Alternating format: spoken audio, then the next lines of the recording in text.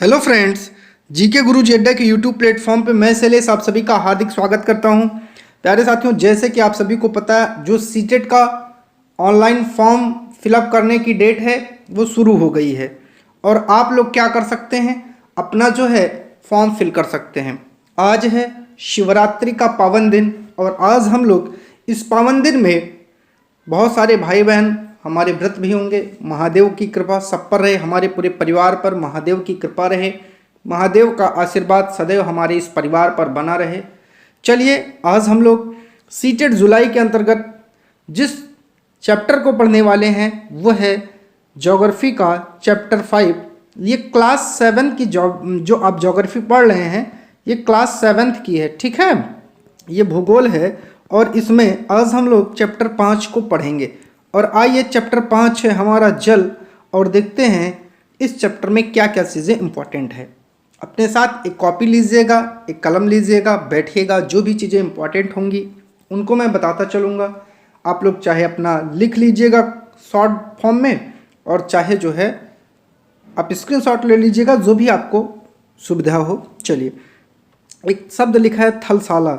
यह छोटे या घर के पौधे रखने का एक कृत्रिम अहाता होता है। चलिए आगे चलते हैं और देखते हैं जल के बारे में क्या चीज़ें महत्वपूर्ण हैं। जल के बारे में सोचने पर आपके मस्तिष्क में क्या चित्र बनेगा? नदी, जलप्रपात, वर्षा की रिमझिम बारिश, नल के जल के बारे में यही सब सोचते हैं, ठीक है। बच्चे वर्षा से भरे गड्ढे में कागज़ की नाव बना करके बहुत खुश होते हैं जब उसको तैराते हैं। दोपहर तक गड्ढे में जमा जल गायब हो जाता है और वह जल कहाँ चला जाता है? चलिए, सूर्य के ताप के कारण जल वाष्पित हो जाता है। ठंडा होने पर जल वाष्प संघनित होकर बादलों का रूप लेता है। इम्पॉर्टेंट है, ठीक है। ठंडा होने पर जो जल वाष्प है, जब ये ठंडी होती है तो संघनित होकर के बादल के रूप में बदल जाती है।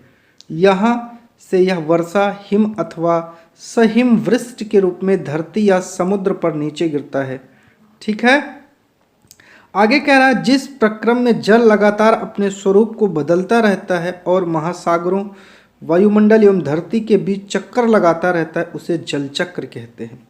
हमारी पृथ्वी थलशाला के समान जो जल शताब्दियों पूर्व उपस्थित था वही आज भी मौजूद है। जिस जल का प्रयोग आज हम हरियाणा के खेत की सिंचाई के लिए कर रहे हैं, हो सकता है कि वह सैकड़ों वर्ष पहले अमेजन नदी में बहता रहा हो, ठीक है। एक प्रोसेस दिखाया गया है, इस प्रोसेस को समझिए। ये है नदी, आपका यहाँ से जल वाष्पीकरण हुआ, संघनित हुआ, संघनित होकर के बादल हुआ, फिर ये बरसण हुआ, फिर आगे चल करके बह करके नदी में आ गया, ठीक है। चलिए आगे बात करते हैं और देखते हैं कि क्या महत्वपूर्ण चीज़ें इसमें हैं।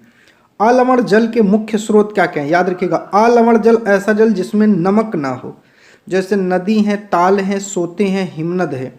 महासागरों एवं समुद्रों का जल लवणीय होता है। इसमें अधिकांश नमक सोडियम क्लोराइड या खाने में उपयोग किया जाने वाला नमक होता है। क्या होता है? सोडियम क्लोराइड या खाने वाला नमक होता है। मैप आपको दिखाया गया है, मैप आप लोग देख लीजिएगा। चलिए, एक कॉन्सेप्ट है, ये बहुत बार एग्जामों में पूछा गया है और बहुत ही इम्पॉर्टेंट है। लवणता, 1000 ग्राम जल में मौजूद नमक की मात्रा को ही हम लोग लवणता कहते हैं। किसको कहते हैं? कि मान लीजिए 1000 ग्राम क्या है, पानी है, इसमें जो लवणता मौजूद है या जो नमक की मात्रा है, जो नमक की क्या होगी मात्रा, वही है लवणता। महासागर की औसत लवणता 35 भाग प्रति 1000 ग्राम है। मतलब प्रति 1000 ग्राम का मतलब 1000 ग्राम में 35 भाग उसका क्या होगा? लवण होगा। जल का वितरण हम सब जानते हैं, पृथ्वी की सतह का 3/4 भाग जल से ढका है। पूछता है कितना चौथाई भाग ढका है? 3/4। इंपॉर्टेंट है। यदि धरती पर थल की अपेक्षा जल अधिक है तो अनेक देशों में जल की कमी का सामना क्यों करना पड़ता है? क्या पृथ्वी पर मौजूद संपूर्ण जल हमारे लिए उपलब्ध है? निम्नलिखित तालिका में जल का वितरण दिया गया, आइए समझते हैं। देखिए, महासागर में 97.3% है, बर्फ छत्रक में 2% है, भूमिगत जल 0.68% है, झीलों का अलवण जल 0.009% है, नमकीन झीलें 0.009 है, वायुमंडल में 0.0019 है और नदियाँ 0.0001 है। इस प्रकार ये आपका 100% का क्या है, वितरण दिया गया है। तो सबसे ज़्यादा आपको कहाँ मिलेगा, महासागरों में मिलता है। चलिए, इजराइल के मृत सागर में 340 ग्राम प्रति लीटर लवणता होती है। तैराक इसमें प्लव कर सकते हैं क्योंकि नमक की अधिकता इसे सघन बना देती है, याद रखिएगा। चलिए आगे की चर्चा करते हैं। आपको ये कुछ क्रियाकलाप दिए गए हैं, आप इनको पढ़ भी सकते हैं और दिख भी सकते हैं, ठीक है, और इसके बारे में अपनी जानकारी इकट्ठा कर सकते हैं। जीवन के लिए जल अत्यधिक आवश्यक है। प्यासे होने पर केवल जल ही हमारी प्यास बुझा सकता है। ऐसे में आपको क्या ऐसा नहीं लगता कि लापरवाही से जल का उपयोग करने पर हम बहुमूल्य संसाधन को क्या कर दे रहे हैं, बर्बाद कर दे रहे हैं। चलिए, ये आपको पेपर कटिंग दिखाया गया कि आपके पेपर में आपके यहाँ कुछ चीज़ें दी जाती हैं जो हमेशा इस पर गवर्नमेंट भी विचार करती है। महासागरीय परिसंचरण तंत्र क्या है? समुद्र तट पर नंगे पैर चलने से कुछ जादुई सी अनुभूति होती है। पुलिन पर नम्बालू ठंडी पवन, समुद्री पक्षी, वायु में लवणीय गंध, लहरों का संगीत, सब कुछ सम्मोहित करने वाला प्रतीत होता है। ताल एवं झील के शांत जल के विपरीत महासागरीय जल हमेशा गतिमान रहता है। अब आपसे क्वेश्चन यहाँ पूछ सकता है कि महासागरीय जल गतिमान रहता है कि नहीं, तो याद रखिएगा गतिमान रहता है, वह कभी शांत नहीं रहता। महासागरों की गतियों को इस प्रकार वर्गीकृत करके हम जैसे तरंग, ज्वार भाटा और धाराएं, तीन चीज़ों में पढ़ते हैं, तरंग, ज्वार भाटा और धाराएं। इम्पॉर्टेंट है, 22 मार्च को विश्व जल दिवस के रूप में मनाया जाता है, जब जल संरक्षण की विभिन्न विधियों को प्रबलित किया जाता है, याद रखिएगा। चलिए आगे बात करते हैं। कह रहा है जब समुद्री सतह पर पवन बहती है तब तरंगे उत्पन्न होती है। जैसे ये समुद्र है तो ये इसकी ऊपरी सतह है, जब इस पे पवन बहेगी तो तरंग उत्पन्न होगी। जितनी तेज पवन बहती है तरंगे उतनी ही बड़ी होती जाती हैं, याद रखिएगा। अब आपको तरंग दिखाया गया है। समुद्र तट पर गेंद से खेलते समय जब गेंद जल में गिर जाती है तो क्या होता है? यह दृश्य बहुत ही मनोरंजक होता है कि कैसे तरंगों के साथ गेंद तट पर वापस लौटती है। जब महासागरीय सतह पर जल लगातार उठता और गिरता रहता है तो इन्हें तरंग कहते हैं। जैसे ये महासागर की सतह है, जल उठा गिरा, उठा गिरा, उठा गिरा, तो ये प्रक्रिया आपकी क्या कहलाती है? इसे ही तरंग कहते हैं। पूछा जाता है, याद रखिएगा, तरंग किसे कहते हैं, याद रखिएगा। चलिए, सुनामी क्या होती है? सुनामी जापानी भाषा का एक शब्द है जिसका अर्थ होता है पोताश्रय तरंगे, क्योंकि सुनामी आने पर पोताश्रय नष्ट हो जाते हैं। तूफान में तेज वायु चलने पर विशाल तरंगे उत्पन्न होती हैं, इनके कारण अत्यधिक विनाश हो जाता है। भूकंप, ज्वालामुखी उद्गार या जल के नीचे भूस्खलन के कारण महासागरीय जल अत्यधिक विस्थापित मतलब दूर तक जाता है। इसके परिणामस्वरूप 15 मीटर तक ऊंचाई वाली विशाल ज्वारीय तरंगे उठ सकती हैं, जिसे सुनामी कहते हैं।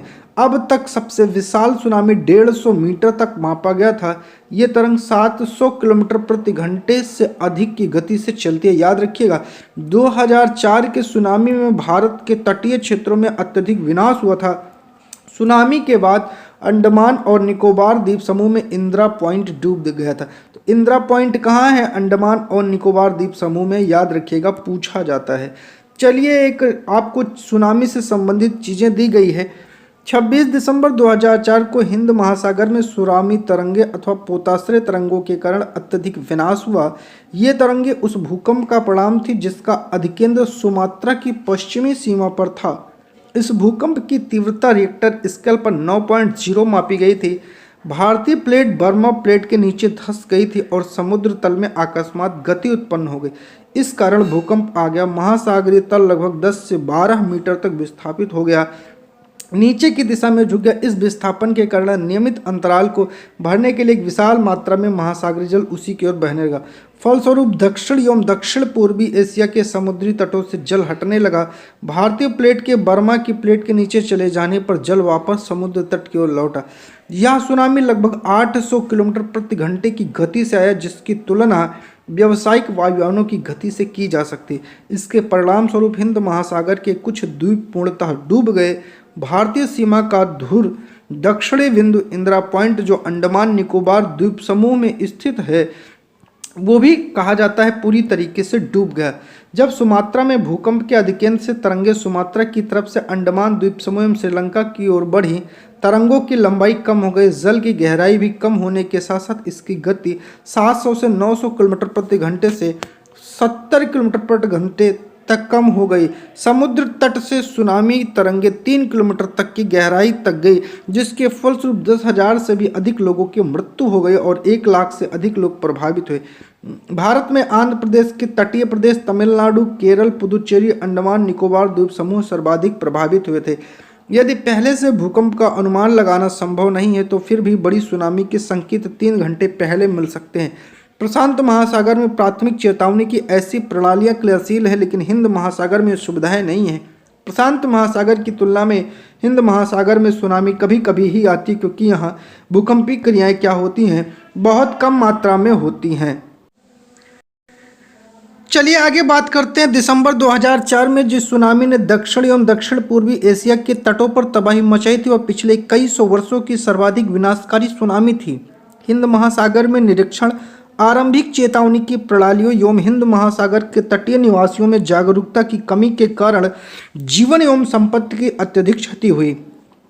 सुनामी आने का प्रथम संकेत होता है कि तटीय क्षेत्र में जल में तेजी से कमी आती है और फिर विनाशकारी तरंगे उठने लगती हैं। जब तट पर ऐसा हुआ तो लोग ऊंचाई स्थानों पर जाकर अचंभे को देखने के लिए तट पर एकत्र होने लगे। इसके फलस्वरूप जब सुनामी की विशाल तरंगें आए तो बड़ी संख्या में उत्सुक खड़े दर्शकों की मृत्यु हो गई थी। याद रखिएगा।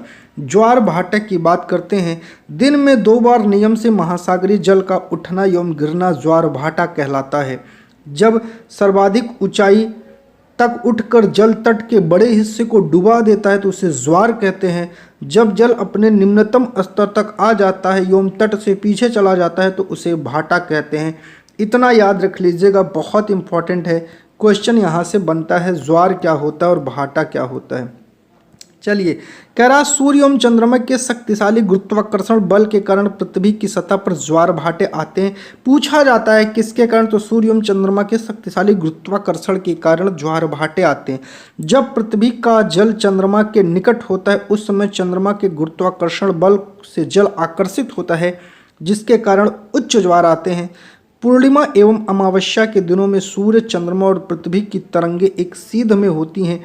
इस समय सबसे ऊंचे ज्वार उठते हैं। इस ज्वार को बृहत ज्वार कहते हैं। लेकिन जब चांद अपने प्रथम एवं अंतिम चतुर्थांश में होता है तो चांद एवं सूर्य का गुरुत्वाकर्षण बल विपरीत दिशाओं में महासागरीय जल पर पड़ता है। फलस्वरूप निम्न ज्वार भाटा आता है। ऐसे ज्वार को लघु ज्वार भाटा कहते हैं। याद रखिएगा, कई बार यहाँ से क्वेश्चन बने हैं। उच्च ज्वार नौ संचालन में सहायक होता है। ये जल स्तर को तट की ऊंचाई तक पहुंचाते हैं, जहाज को बंदरगाह तक पहुंचाते हैं। उच्च ज्वार मछली पकड़ने में भी मदद करते हैं। आपसे पूछेगा कौन सा ज्वार मछली पकड़ने में मदद करता है। उच्च ज्वार के दौरान अनेक मछलियां तट के निकट आती हैं। इसके फलस्वरूप मछुआरे बिना कठिनाई के मछलियां पकड़ते हैं। कुछ स्थानों पर ज्वार भाटे से होने वाले जल के उतार चढ़ाव का उपयोग विद्युत उत्पन्न करने के लिए भी किया जाता है। याद रखिएगा। चलिए, महासागरीय धाराएं। महासागरीय धाराएं निश्चित दिशा में महासागरीय सतह पर नियमित रूप से बहने वाली जलधाराएं होती हैं। महासागरीय धाराएं गर्म और ठंडी हो सकती हैं। सामान्यतः गर्म महासागरीय धाराएं भूमध्य रेखा के निकट उत्पन्न होती हैं। पूछता है गर्म महासागरीय धाराएं कहाँ उत्पन्न होगी? भूमध्य रेखा के निकट एवं ध्रुवों की ओर प्रवाहित होती हैं। ठंडी धाराएं ध्रुवों या उच्च अक्षांशों से उष्ण कटिबंध या निम्न अक्षांशों की ओर प्रवाहित होती हैं। लेब्राडोर महासागरीय धाराएं शीत जलधाराएं होती है। पूछा गया है लेब्राडोर महासागरीय जलधारा कैसी है, जबकि गल्फ स्ट्रीम गर्म जलधाराएं होती है। ऐसे याद रखिएगा, गर्म और गल्फ गर्म है। महासागरीय धाराएं किसी क्षेत्र के तापमान को प्रभावित करती हैं। गर्म धाराओं से स्थलीय सतह का तापमान गर्म हो जाता है।